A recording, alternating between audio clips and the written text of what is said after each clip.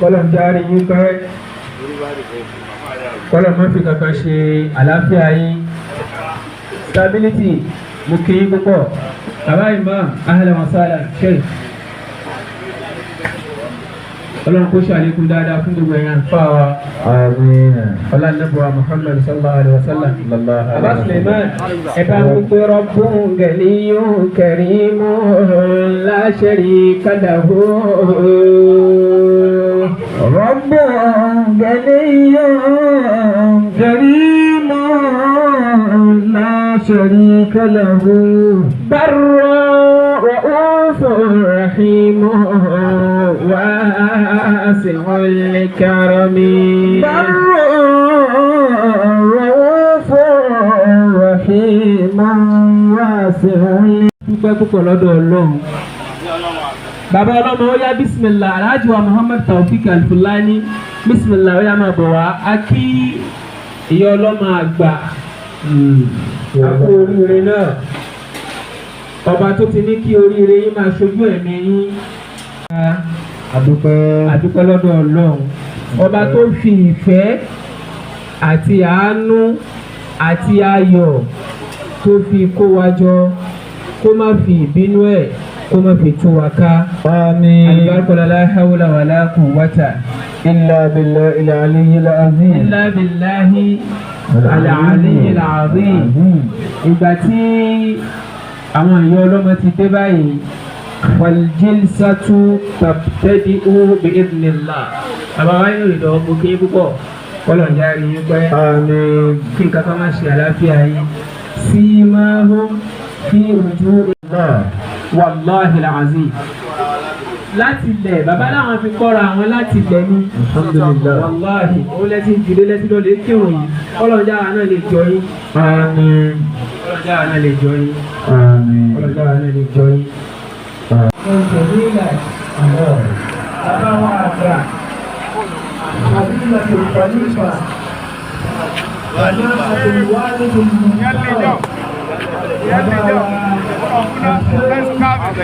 المنصور غاية التواضع والاحترام أبا وعفا السيد الأستاذ إبراهيم محمد علي محمد صالح àdìyọ bí ọjọ́ àìkúláàrí àbádàdùn.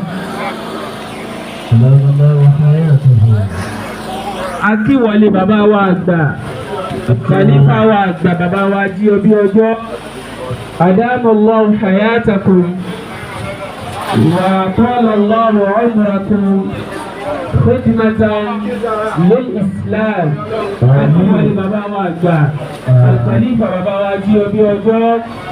أدام الله حياتكم أهلا وسهلا ومرحبا بحضور شيخنا أكي ولبابا كما ولا كما ورا سايي كيسينو لي kí ọlọ́run jẹ́ ká rí yín pẹ́. Àmín. Ọlọ́run jẹ́ ká ẹ máa wà dáadáa. Àmín. Ó ṣàlékún dáadáa fún yín. Àmín. Ó ṣàlékún àgbéga fún yín. Àmín. Ọlọ́run jẹ́ rí yín pẹ́ bàbá. Àmín. Ahlan wa sahlan wa marhaban bi hudurikum. Ọlọ́run jẹ́ rí àwọn bàbá wa.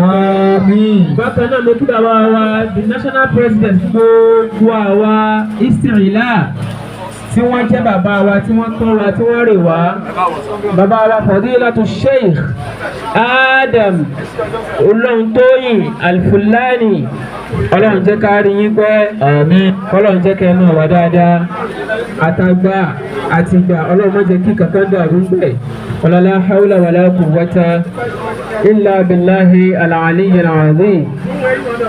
Ahlan wa sahlan anakumullah. Náà èyí tó kàn báyìí ní lọ sọ́dọ̀ bàbá wa oníwàásí àwọn àlùfáà wa tí wọ́n ṣe wáàsí fún wa yìí tàwùfí ẹ̀tàwùfí bàbá wa tí wọ́n ṣe wáàsí fún wa yìí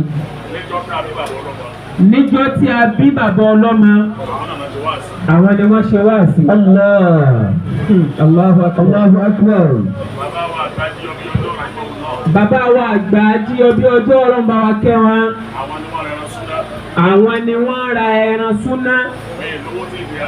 bàbá wa Alfulanny láwọn olówó táwọn ò fi ẹran súnà. wọ́n ní kódà àwọn olówó táwọn fi gbalé ìwọ tó ń wo glory tó ń wo story máa gbọ́ o. bàbá ní kódà àwọn olówó táwọn fi gbalé.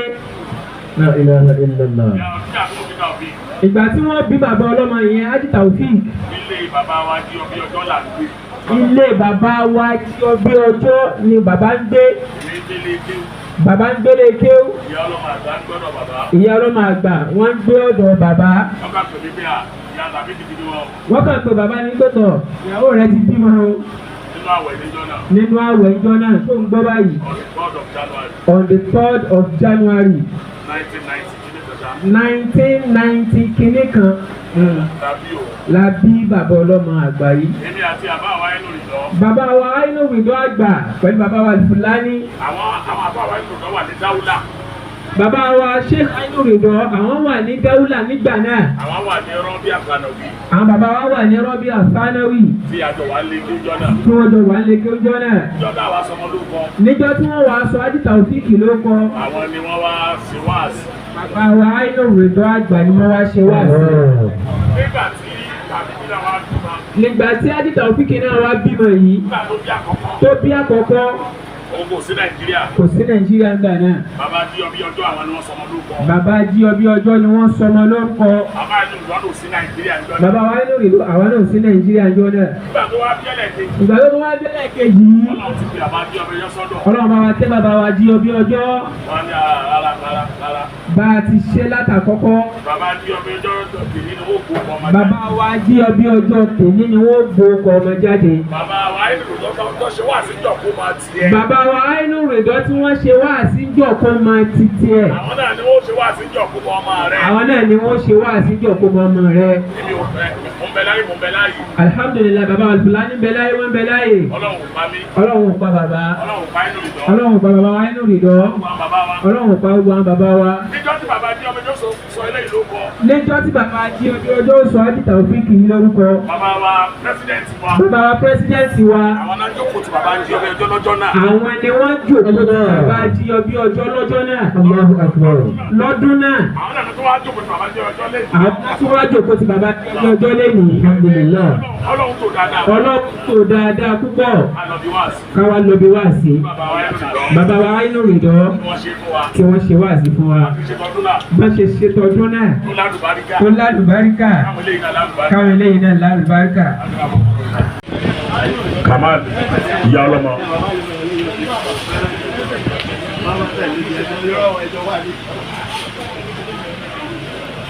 $40,000 kò pé yóò dà fún ọ̀ṣẹ́ $10,000 ṣe ó yẹ ẹ̀dá mi ló pamọ́ bọ́ọ̀sì pẹ̀lú báyìí adaramájà $10,000 $30,000 ti wá láti $10,000 ọjọ́ 40 èlò $20,000 àkáǹtì wo ló máa fi sí wíyá $20,000 àkáǹtì kó fẹ́ máa rí àkùtà lórí aláti ẹ má fi àkáǹtì tàbí kílẹ̀ o àkáǹtì ọmọ yìí lọ́mọ ní kẹfílẹ̀ o.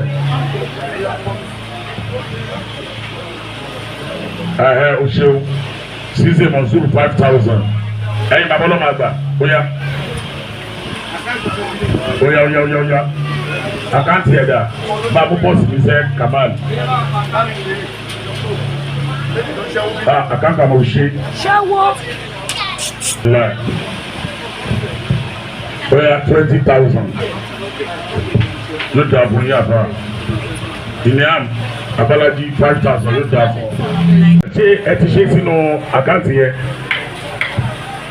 wọ́n ti máa kan àkáǹtì nìyẹn náà yà pẹ̀lú 50,000 naira.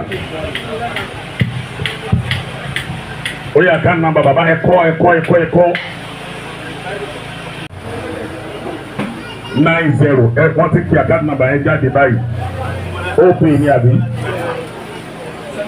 ó yà 90 76 78 83 69. صلى الله عليه وسلم. صلوا على حبيب الكريم صلى الله عليه وسلم. اللهم صل على سيدنا محمد وعلى. Kindly subscribe to our YouTube channel, O2FM Lagos. Bye.